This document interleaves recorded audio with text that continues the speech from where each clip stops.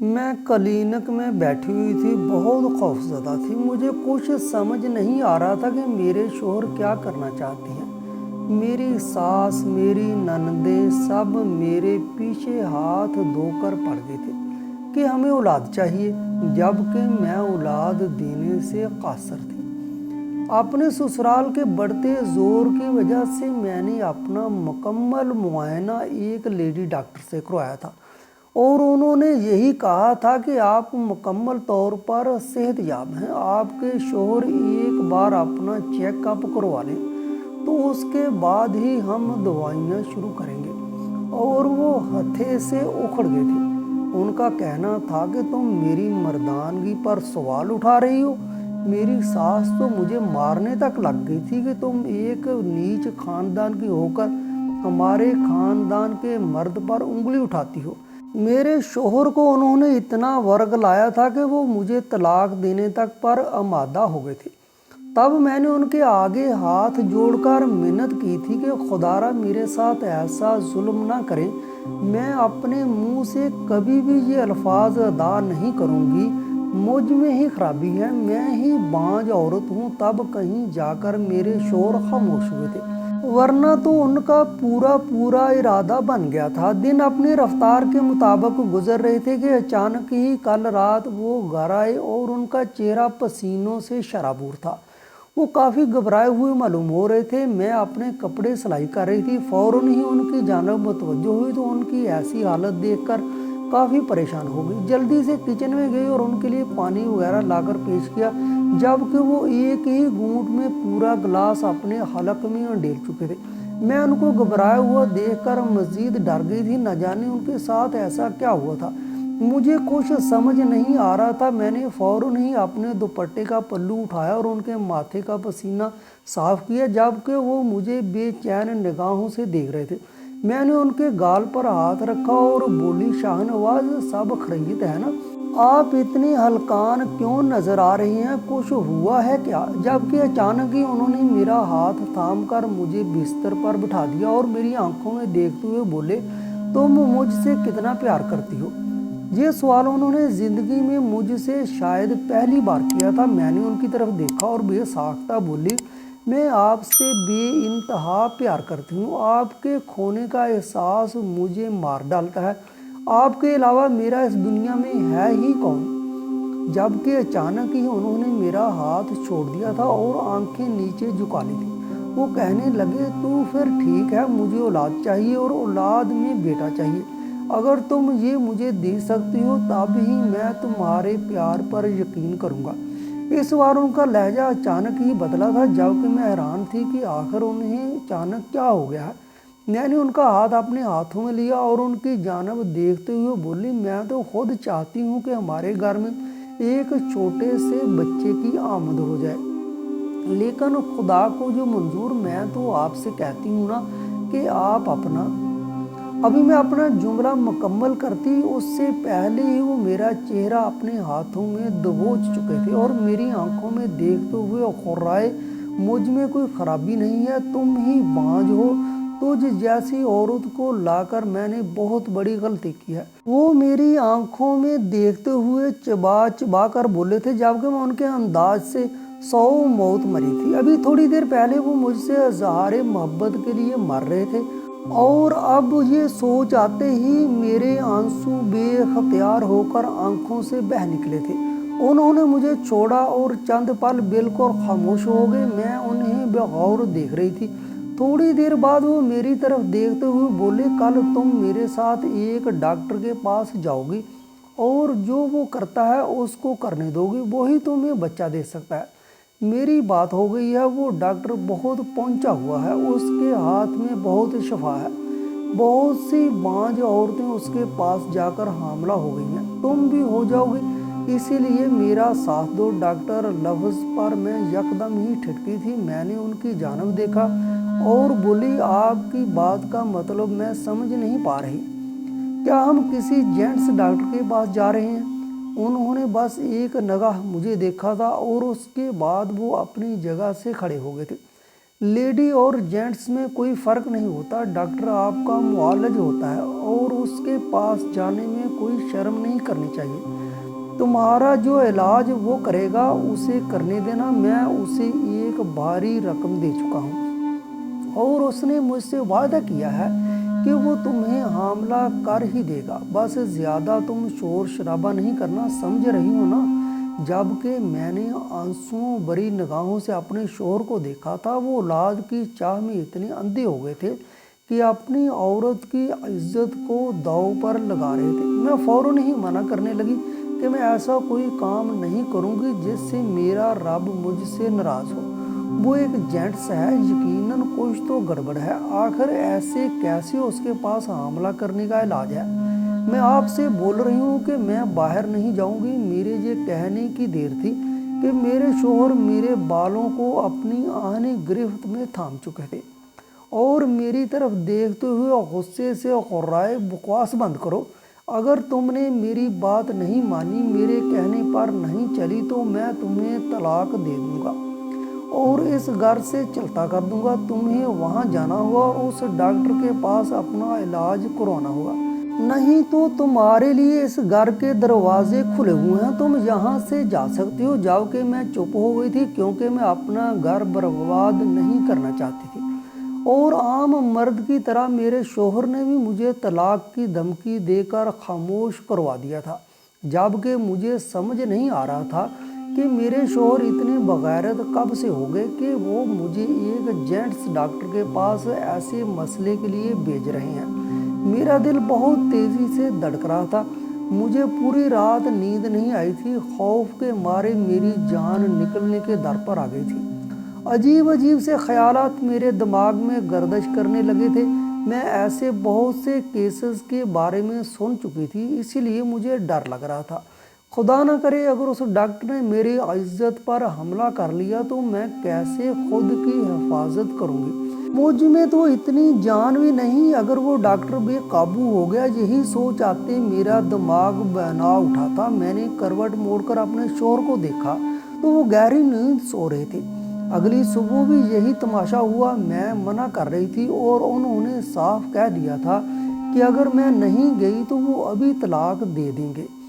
मेरी सास ने भी मेरे शोहर को एक दो बार टोका कि पागल हो गए हो क्या, किसी जेंट्स डॉक्टर के पास क्यों लेकर जा रहे हो, वहाँ क्या इलाज होगा। जबकि मेरे शोहर अपनी अम्मा पर भी भड़क उठे थे कि आपको नहीं मालूम हर किसी की औलाद है, सिर्फ मेरी ही औलाद नहीं है। बस अब मुझे औलाद चाहिए और उस डॉक्टर के पास उसका इलाज मौजूद है, इसलिए आप मुझे मत रोकें मत। और वो मुझे ज़बरदस्ती इस क्लिनिक में ले आए थे।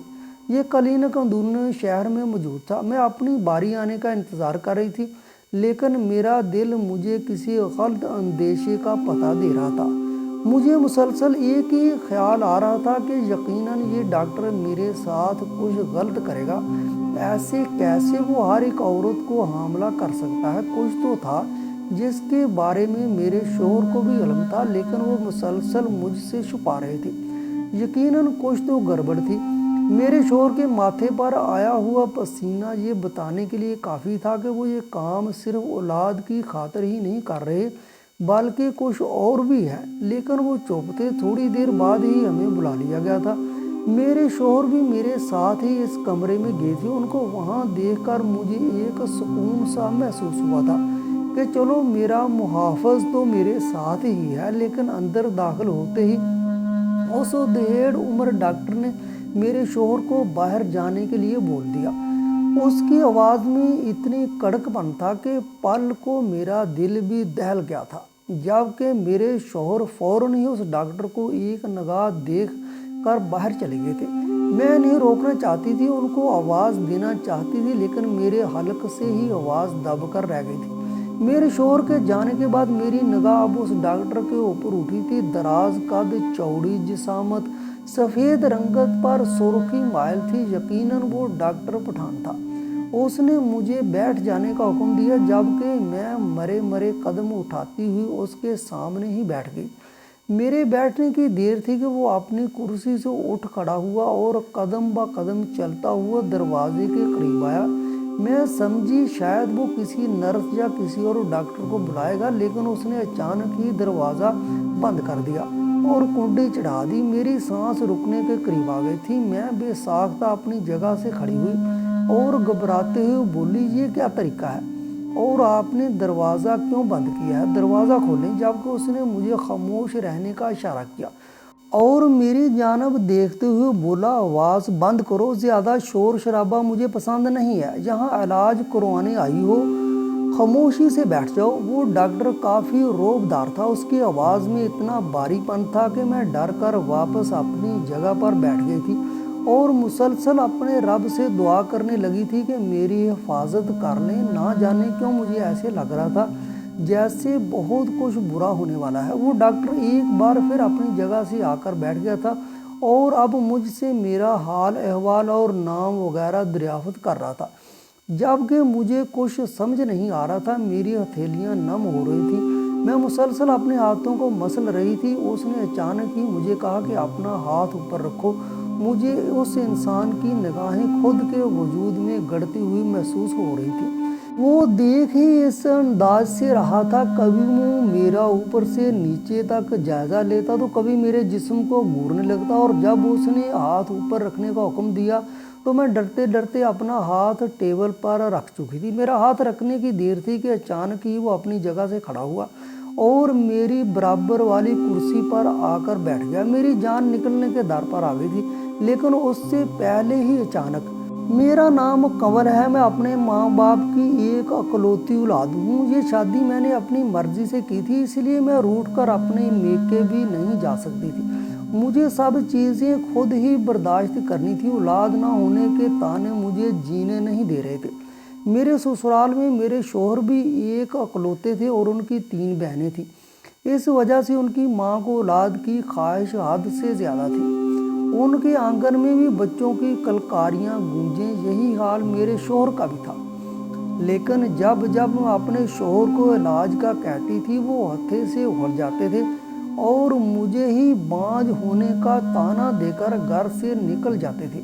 लेकिन मुझे लगता था कि खराबी मुझ में नहीं, उनमें ही है, और जो उस चीज़ की पर्दापोशी करने के लिए मुझ पर चीखते चलाते हैं। और मुझे मालूम नहीं था कि एक रोज़ उनका सच मेरी आंखों के सामने इस तरह आएगा कि मुझे उनके वजूद से ही नफरत हो जाएगी। वो मुझे ज़बरदस्ती एक जेंट्स डॉक्टर के पास ले गए थे।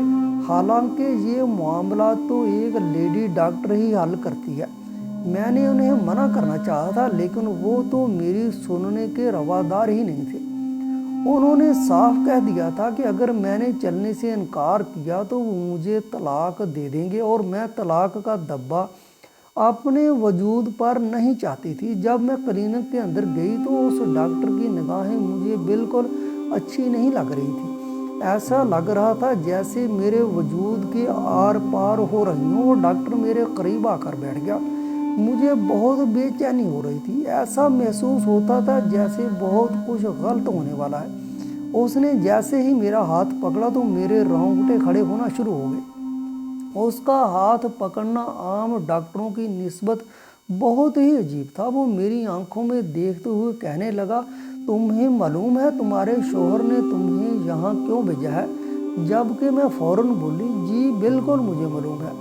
मेरे शौहर ने आपके पास इसलिए भेजा है ताकि आप मेरा इलाज कर सकें। मेरी बात पर उन्होंने कह कहा लगाया था और मेरी जानब देखते हुए कहने लगा, अरे बेवकूफ़ लड़की, ये तुम्हारी भूल है। दरअसल तुम्हारे शौहर ने मेरे पास इसलिए भेजा है ताकि मैं तुम्हारे साथ एक शौहर का रिश्ता कायम कर सकूं, क्योंकि तुम्हारा शौहर एक नामर्द है। वो कभी भी तुम्हें औलाद से नवाज नहीं सकता। उसने सफाकियत की इंतहा कर दी थी। उसने साफ साफ मेरे मुंह पर मेरे शौहर का सच बता दिया था, जिसको सुनकर मैं जल्जलों की जद में आ गई थी। मैं बिल्कुल साकत हो चुकी थी। मुझे ऐसा महसूस होता था जैसे मेरी सांसें रुक चुकी हों। जिस चीज़ का मुझे डर था वो हकीकत का रूप धारे मेरे सामने खड़ा था। और हैरत तो उस बात पर थी कि वो शख्स मुझे बोल रहा था कि तुम्हारे शौहर ने मेरे पास तुम्हें इसीलिए भेजा है कि मैं तुम्हारे साथ एक मियाँ बीवी का रिश्ता कायम कर सकूं ताकि तुम हामला हो जाओ। मैं अपनी जगह से बेसाख्ता खड़ी हुई। मैं ऐसा कोई गुनाह नहीं करना चाहती थी जिससे अल्लाह ताला मुझसे नाराज़ हो। मेरे लिए मेरा रब सब कुछ था। मैं फ़ौरन बोली, मैं माजरत चाहती हूँ कि मेरे शोहर मुझे यहाँ लाए हैं। मैं इस चीज़ के लिए बिल्कुल रजामंद नहीं हूँ। शायद मेरे शोहर को गलत फहमी हो चुकी है। मैं ये बोलकर जैसे ही दरवाजे की तरफ बढ़ी, उससे पहले ही उस डॉक्टर ने मुझे पीछे से दबोच लिया था और अपने टेबल पर पटक दिया था। वो अपनी तमाम हदें तजावज़ करने लगा था, लेकिन मैं आज अपनी इज्जत पर हर्फ आने नहीं दे सकती थी। मैं तो पहले ही सोच चुकी थी कि मुझे अपने शोहर को किस तरह सबक सिखाना है। मैंने फ़ौरन ही हाथ मारकर एक कैंची उठा ली थी और उस डॉक्टर को दिखाते हुए गुस्से से बोली, अगर तुमने मुझे छूने की ज़रा भी कोशिश की तो याद रखना, ये कैंची तुम्हारे जिस्म के आर पार कर दूंगी और तुम तड़पते रह जाओगे। मैं सनफ़े नाजुक ज़रूर हूँ, लेकिन मुझे कम मत समझना। मेरा नाम कंवल है। मैं तुम्हें ज़िंदा नहीं छोड़ूंगी। मुझे अपनी इज्जत की हिफाजत करना बखूबी आती है। जबकि वो डॉक्टर मेरे इरादे देखकर एक तरफ को हो गया था, जबकि मैं फ़ौरन ही इस क्लिनिक से बाहर आ गई थी। मेरे शोहर सर झुकाकर बाहर ही बैठे हुए थे। उन्होंने मुझे देखा और हैरत का इजहार किया, तुम इतनी जल्दी कैसे बाहर आ गई? उनके चेहरे पर नन्हे नन्हे पसीने चमक रहे थे, जबकि मैं बिना माहौल का ख्याल किए उनके चेहरे पर एक जन्नाटेदार थप्पड़ रसीद किया था। हम लोग बीच गली के मौजूद थे। आने जाने वालों ने रोककर मुझे देखा था, जबकि मेरे शोहर भी हैरान थे कि मेरे अंदर इतनी हिम्मत कहाँ से आ गई। मैं वही कंवल थी जो उनके सामने हाथ जोड़ कर रखती थी और आज उनके चेहरे पर थप्पड़ मार चुकी थी। उनकी हैरत बजा थी। मैं गुस्से से दाढ़ी, तुम जैसे नाहंजार मर्द ही अपनी बीवियों को इस तरह रुसवा करते हैं, लेकिन तुम ये बात बिल्कुल फरामोश कर चुके हो कि मैं कोई आम औरत नहीं हूँ। जिस औरत ने इतने साल तुम जैसे कम ज़र्फ मर्द के साथ गुजार लिए, वो कुछ भी कर सकती है। तुम क्या समझे थे कि मैं अपनी इज्जत का सौदा एक औलाद की खातिर कर डालूंगी? ये तुम्हारी भूल है। मैं सारी ज़िंदगी बे औलाद रहना पसंद करूंगी, लेकिन एक हराम की औलाद पैदा करना कभी गवारा नहीं करूंगी। और तुम देखते जाओ अब मैं तुम्हारे साथ क्या करती हूँ। शादी के 4 साल मैंने तुम्हें दिए, लेकिन इन 4 सालों में जो तकलीफ तुमने मुझे पहुँचाई है, इसका खमियाजा तुम्हें हर हाल में भुगतना पड़ेगा। और जो अभी तुमने मेरे साथ किया है, तुम्हें उसकी हर हाल में सज़ा मिलेगी। मैं ये बोलकर रक्षा रोककर अपनी अम्मी की तरफ आ गई थी। मैं उस घर जाना ही नहीं चाहती थी जहाँ पर ऐसे घिनौने काम हो रहे थे। मैंने घर आते ही अपनी अम्मा को तमाम रूह दाद से आगाह कर दिया था, जबकि मेरी माँ भी हैरान थी कि वो शख्स इतनी नीच हरकत कैसे कर सकता है। वो मेरी जानब देखते हुए बोली, मुझे तुम्हारी बातों पर यकीन नहीं आ रहा।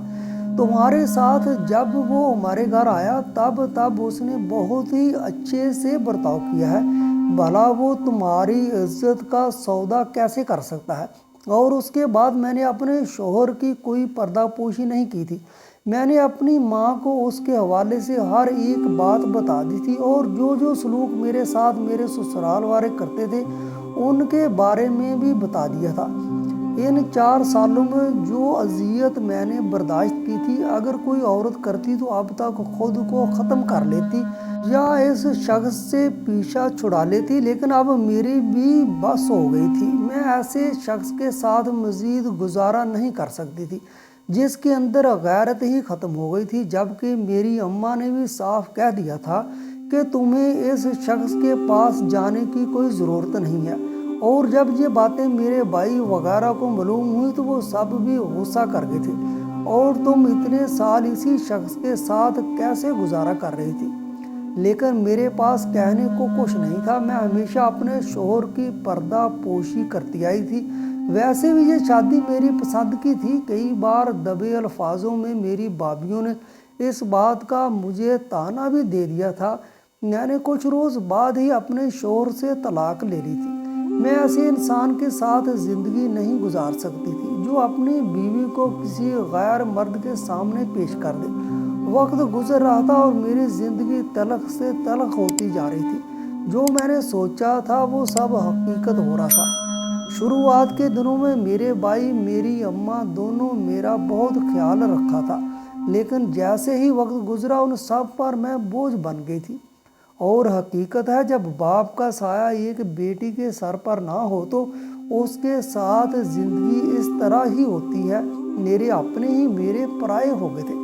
मेरी इद्दत मुकम्मल होते ही मेरे भाइयों ने साफ कह दिया था कि हम तुम्हारे लिए एक अच्छा रिश्ता तलाश कर रहे हैं और फिर हम तुम्हारी शादी सादगी से कर देंगे।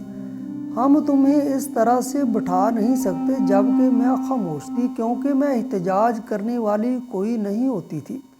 वैसे भी मुझे अपने लिए जीवन साथी की ज़रूरत थी। कब तक मैं अपने भाइयों के दर पर ही पड़ी रहती, लेकिन मैं नहीं जानती थी कि मेरे साथ क्या होने वाला है। कुछ रोज़ बाद हमारे घर पर 2 ख़वातीन आई थीं और उन्होंने मेरी अम्मा से मेरे रिश्ते के हवाले से बात की थी। अम्मा हैरान थी कि ये लोग कौन हैं और अचानक क्यों आए हैं, लेकिन अम्मा ने कोई जवाब नहीं दिया था। अम्मा ने बात मेरे भाइयों पर डाल दी थी कि वो लोग आएंगे तो वही उसका फ़ैसला करेंगे, मैं अकेले ये फ़ैसला नहीं ले सकती। अगले इतवार को अम्मा और मेरे भाई वगैरह उनके घर गए थे और वहाँ से आने के बाद तो सबका इरादा ही तब्दील हो गया था।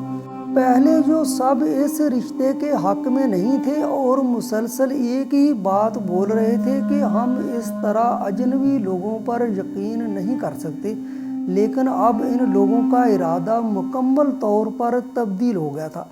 बल्कि सब ही उनके गुण गाने लगे थे और तकरीबन 1 हफ्ते बाद मेरा उस आदमी से निकाह रख दिया गया था। उसकी बीवी कुछ महीनों पहले इंतकाल कर चुकी थी और उसे अपने एक बच्चे के लिए माँ की अशद ज़रूरत थी। मैंने भी खामोशी से अपनी तरफ से हामी भर ली थी। मेरी रुखसती बहुत सादगी से हो गई थी। मुझे हैरानगी तो इस बात पर थी, जब मैं कमरे में दाखिल हुई थी उस शख्स ने मेरा कमरा बहुत ही खूबसूरत तरह से सजाया हुआ था। हालांकि ये मेरी दूसरी शादी थी, लेकिन इतनी सारी तैयारी देखकर मेरा हैरत में मुबतला होना बनता था। मैं मुसहरी पर जाकर बैठ गई और रवायती दुल्हनों की तरह घूंघट निकाल लिया था।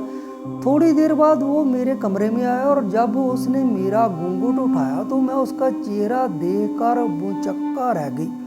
सामने मौजूद वो शख्स कोई और नहीं बल्कि वही डॉक्टर था जिसने मेरी इज्जत पर हाथ डालने की कोशिश की थी। वो मेरी जानब देखते हुए शर्मिंदगी से चूर लहजे में बोला, जिस वक्त आप मुझे बातें सुनाकर गई थी उसके बाद मेरा ज़मीर मुझे मलामत करने लगा था कि मैं हवस के हाथों इतना मजबूर हो गया कि एक मजबूर औरत की ज़िंदगी बर्बाद करने लगा। आपके साबका शौहर ने मुझे बता दिया था कि आपको इस बारे में इल्म नहीं है और फिर आपका वहाँ से चले जाना और मुझे इतना कुछ सुनाना मुझे ये फैसला करने पर मजबूर कर चुका था कि आप जैसी हमसफ़री मेरा सबसे बेहतरीन इंतखाब है। इसीलिए मैंने बिना किसी चूं चरा के आपको अपनी बीवी के लिए चुन लिया था। मैं उस वक्त ही फैसला कर चुका था कि जो औरत अपनी इज्जत की खातिर लड़ सकती है तो वो एक अच्छी हमसफ़र भी हो सकती है।